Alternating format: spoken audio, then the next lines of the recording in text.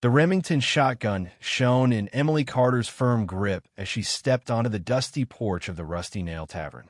3 rowdy loggers had pinned young Lily Jenkins against the alley wall, their drunken chuckles cutting through the Montana night like shattered ice.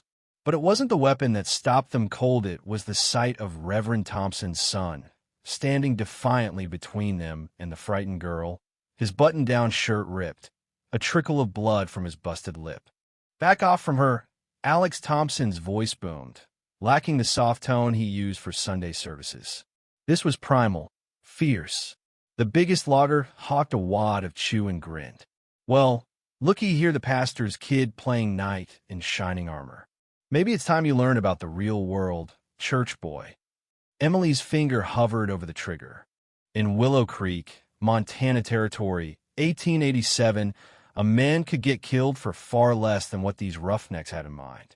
And despite the town's gossip, the sidelong glares, the whispers that hushed when she passed Emily wasn't about to let them hurt the only guy who'd ever seen her as more than a scandal. "What happens next?" she called out, her southern drawl slicing the tension. "Depends on if you're as dumb as you look." The question lingered in the crisp air. Blood was going to spill, but whose? Watching Alex hold his ground against those odds, Emily knew she'd already picked her side. 3 months back, Willow Creek was just a forgotten stop where dreams came to wither. A 2-year dry spell had baked the prairies into cracked clay, like the earth's own shattered soul. But hardship has a funny way of forging unlikely bonds. Alex had been hauling supplies for the chapel flour for the bread, lanterns for the vigils, liniment for Widow Hayes' arthritis when destiny butted in. He turned the corner by Harlan's Mercantile, right as Emily backed out, arms loaded with a crate of bottles. The crash was unavoidable. Glass splintered on the plank sidewalk, golden bourbon pooling in the dirt. For a split second, they locked eyes amid the mess the preacher's boy and the tavern widow. Something sparked, not just her striking looks, but the sharp wit in her hazel eyes, mixed with a loneliness that mirrored his own. "Sorry about that," Alex muttered, kneeling to salvage what he could. As he handed her a bottle, he spotted what else she'd been carrying: wrapped parcels of remedies, canned goods, kids' boots. While he'd been stocking God's house, she'd been feeding God's overlooked ones. "Mrs. Carter," he said, piecing it together from the town's murmurs. "I didn't know you were helping the Wilkins kids since their pa got hurt logging." Her smile was wry, edged like a winter gale. "Or getting cough syrup for the Harlan baby. Careful, Mr. Thompson folks might think you see me as a person." Before he could reply, she sauntered off, her skirt swishing, but she dropped a small bundle. Pain relief for little Bobby Klein, age 7. That evening, delivering it to the Klein shack on the town's outskirts, Alex started questioning everything. The tales about Emily Carter? Maybe lies. And the truths about himself? Even bigger deceptions. The real dilemma wasn't if she was the sinner his dad preached against, it was if he had the guts to discover who he truly was under the piety and pressure. The rains finally hit 2 weeks later, but instead of salvation, they unleashed chaos. Lumberjacks poured into Willow Creek, wallets fat from timber hauls, fuses short from grueling work. The Rusty Nail, Emily's legacy from her late husband, turned into ground zero for trouble. One stormy night, Alex saw what the upstanding citizens ignored. 3 loggers cornering 16-year-old Lily Jenkins behind the chapel, their plans as obvious as the fear in her eyes. They stank of rot gut and sweat, hands already grabbing. Alex didn't hesitate. He charged from the shadows, armed only with fury and faith. "Let her go." The loggers wheeled around, smirking. "The holy roller wants in? Cute." What followed demolished Alex's illusions of his own toughness. The first haymaker floored him in the mud. The second split his lip. He crouched up, shielding his head, when the sharp click of a shotgun echoed through the downpour. "Gentlemen," Emily's voice commanded, honed from running a joint where weakness meant ruin. She stood at the alley's mouth, rain matting her chestnut hair, the Remington steady. I think the girl prefers you elsewhere. The loggers eyed the gun, weighing odds. Emily decided for them, with a shot into the fence post inches from the leader's ear. Next one's in your skull, Buck Harlan. Your call. They slunk off, cursing but gone. Lily bolted home, sobbing thanks. Alex found himself alone in the rain with the woman his father labeled a temptress. You could have died, Emily said, helping him up, her touch careful as she checked his bruises like someone who'd patched up plenty. Probably dumb, but I couldn't stand by. Alex winced as she probed his lip. Something flickered in her eyes, admiration, respect. Come on, let's clean you up before your flock sees their shepherd looking like he tangled with bears. Inside the rusty nail, it wasn't the den of vice Alex expected. Sure, bottles and card tables, but also shelves of books, lace curtains, and a back corner with kids' slates and primers. You teach 'em? He asked, not quite questioning. Somebody's gotta, Emily replied, pouring hot water. The state promised to teach her 3 years back. Still waiting. She dabbed his cheek gently. Drink. I don't tea, she chuckled, eyes twinkling. Though after tonight, you might need whiskey. As she bandaged him, she opened up about her husband, Tom, crushed in a logging accident 2 years ago, inheriting a business she never wanted but running it to survive. The isolation of being the town's outcast, respected for her grit, feared for her independence. Folks need a scapegoat for their failings, she said, wiping blood from his knuckles. Easier than self-reflection. Why stay? Alex asked. Emily paused, lamplight dancing in her eyes. This is home, and sometimes someone's got to shield the lambs from wolves even if the lambs bite the hand. Leaving that night, Alex carried more than bruises. The feel of her hands, her laugh, the risky truth that sin and salvation might be messier than sermons claimed. Behind him, her silhouette watched from the window. The secret meetings started innocently. Emily mentioned needing help with the kids' lessons. Alex volunteered. Education was holy work, right? The fact that it meant time with her? Pure coincidence. 3 nights a week, after the last drunk staggered out, Alex slipped in the back. The tavern transformed tables aside, children's chatter replacing rowdy laughs. Emily was a natural teacher, patient with stragglers, inspiring the quick ones.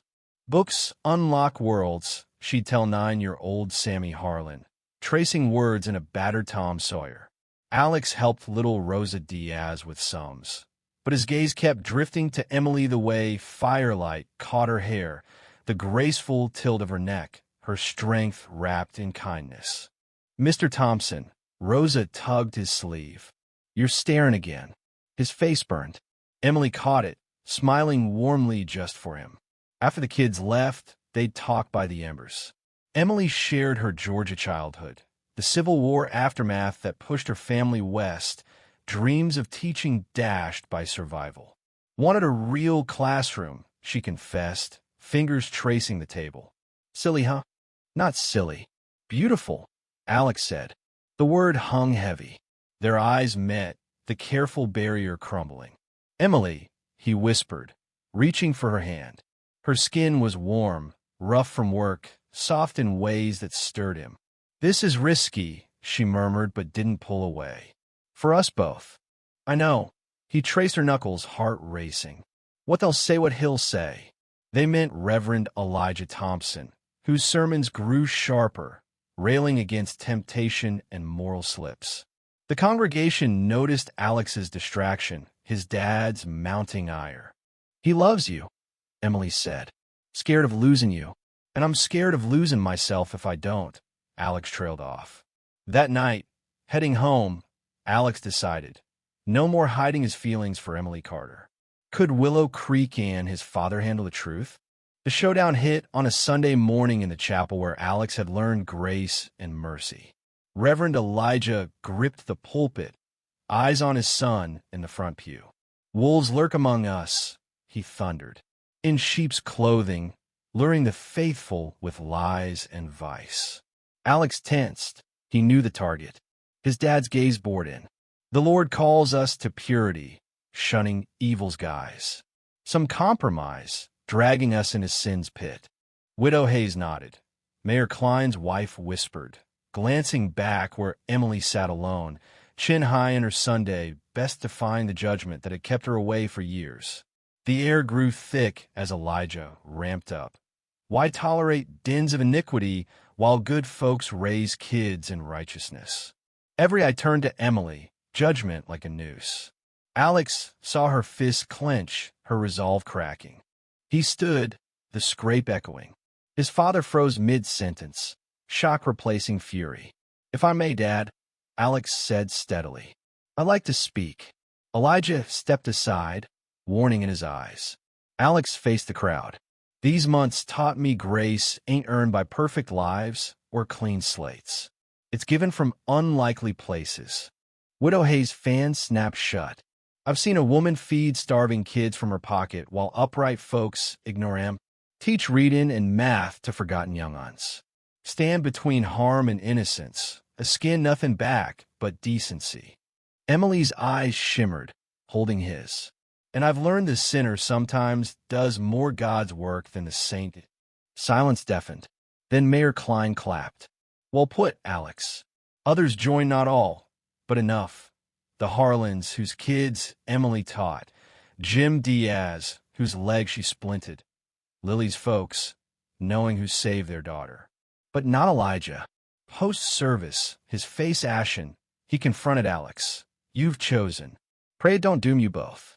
Pray you trust the son you raised," Alex replied. Outside, Emily waited, uncertain. Brave or stupid? She echoed that rainy night. Alex took her hand openly. "Both." Retribution struck 3 nights later, vicious as a prairie twister. Alex was drafting a sermon on the Good Samaritan when glass shattered, flames roaring toward the rusty nail. He sprinted through the streets, heart pounding. Half the town gawked him with buckets, others like it was a show. "Where's she?" Alex grabbed Jim Diaz. "Inside door barred from out. Someone wants her trapped." He spotted them. 3 loggers, led by Buck Harlan, smirking. "Shame about the fire," Buck drawled. "Divine justice, preacher boy." Alex's fist cracked Buck's jaw, flooring him. Gasps rippled the gentle sun brawling. The bar. Emily's muffled cry came, choked by smoke. As the loggers rallied, Alex rammed the timber wedge. Smoke billowed. Her coughs echoed. "Help," he yelled. Some stepped up Diaz, Mayor Klein, but many hesitated, unsure if saving Emily was worth bucking the plotters. Then a shotgun boomed. Reverend Elijah stood at the crowd's edge, aiming at Buck's crew. His hands trembled, but his voice was steady. "Step back from my boy. All of ya." Buck reached for his gun. Elijah swung true. "I fought outlaws before you were born, son. Test me." The wedge splintered. Emily tumbled out, soot-streaked, alive.